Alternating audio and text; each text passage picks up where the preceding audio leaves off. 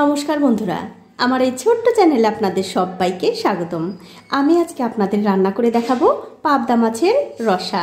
তো পাবদা মাছের রসা বানাবার জন্য দেখতে পাচ্ছেন এখানে আমি কয় পিস পাবদা মাছ ধুয়ে পরিষ্কার করে নিয়েছি। এখন এই মাছগুলো আমি নুন আর হলুদ দিয়ে মাখিয়ে নেব। তবে বন্ধুরা, এই মাছগুলো নুন আর হলুদ দিয়ে মাখিয়ে নেবার পর আরও দুটো উপকরণ দিয়ে আমি এই মাছগুলো মাখিয়ে নেব। তবে সেই দুটো উপকরণ আমি এখনই দেব না, একটু পরে দেব।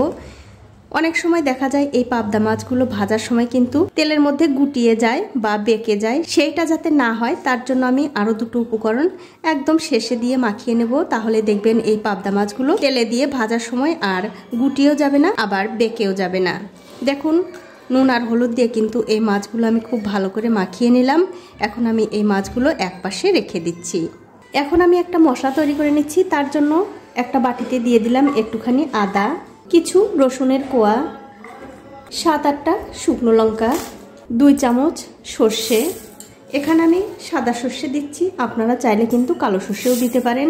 এখন এর মধ্যে 1 কাপ জল দিয়ে খুব ভালো করে মিশিয়ে 4 থেকে 5 মিনিটের জন্য ভিজিয়ে রাখবো। তবে বন্ধুরা, আপনাদের ঘরে যদি পোস্ত থাকে অবশ্যই এর মধ্যে একটু পোস্ত দিতে পারেন।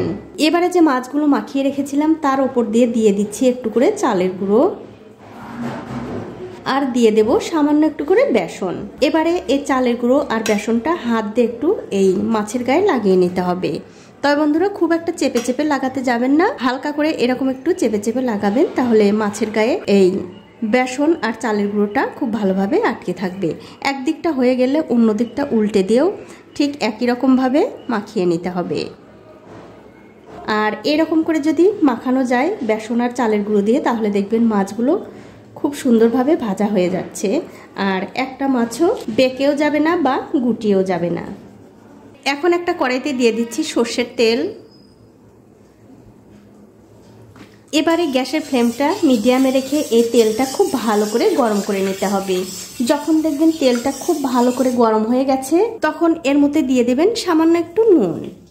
এই নুনটা তেলের মধ্যে দিয়ে যদি মাছ ভাজা যায়, তাহলে কিন্তু এই মাছগুলো আর আটকে যাবে না। তবে বন্ধুরা, মাছ ভাজার সময় অবশ্যই কিন্তু তেলটা খুব ভালো করে গরম করে নিতে হবে।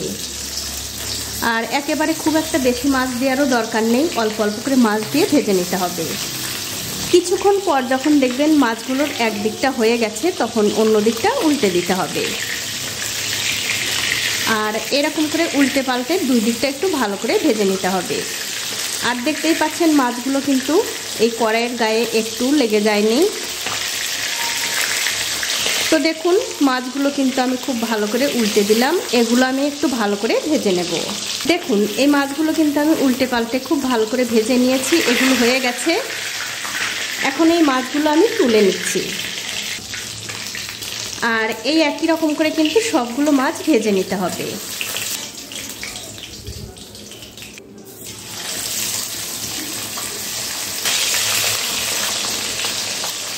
সবগুলো মাছ আমি একই রকম করে ভেজে নিয়েছি। এখন ওই তেলের মধ্যে দিয়ে দিচ্ছি 1/2 চামচ কালো জিরা, আর দিয়ে দেব 5-6টা পেঁয়াজ কুচি। তবে পেঁয়াজের পরিমাণটা কিন্তু একটু বেশি দিতে হবে। এবারে এই তেলের সঙ্গে পেঁয়াজগুলো একটু লাল লাল করে ভেজে নিতে হবে। দেখুন, পেঁয়াজগুলো কিন্তু খুব সুন্দর করে লাল লাল করে আমি ভেজে নিয়েছি।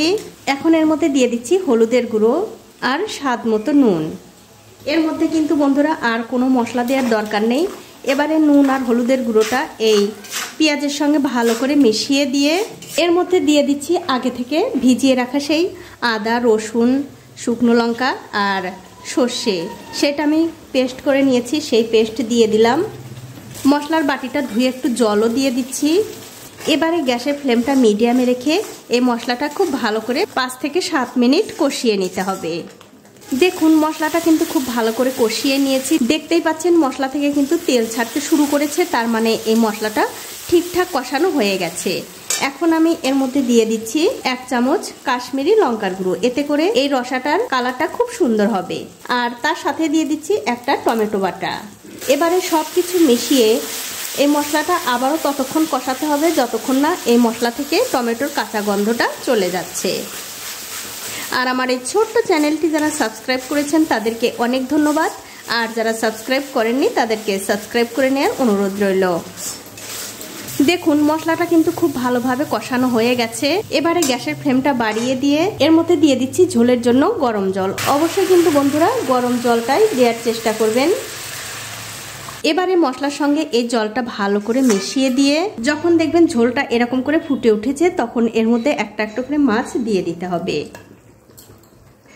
আর যে সকল বন্ধুরা আমার এই রেসিপিটা ফেসবুক থেকে দেখছেন তাদের কাছে আমার একটাই অনুরোধ, অবশ্যই আমার এই পেজটিকে ফলো করে দেবেন, তাহলে যখনই আমি নতুন কোনো ভিডিও নিয়ে আসব সবার আগেই কিন্তু আপনিই দেখতে পাবেন। দেখুন সবগুলো মাছ কিন্তু আমি দিয়ে দিলাম।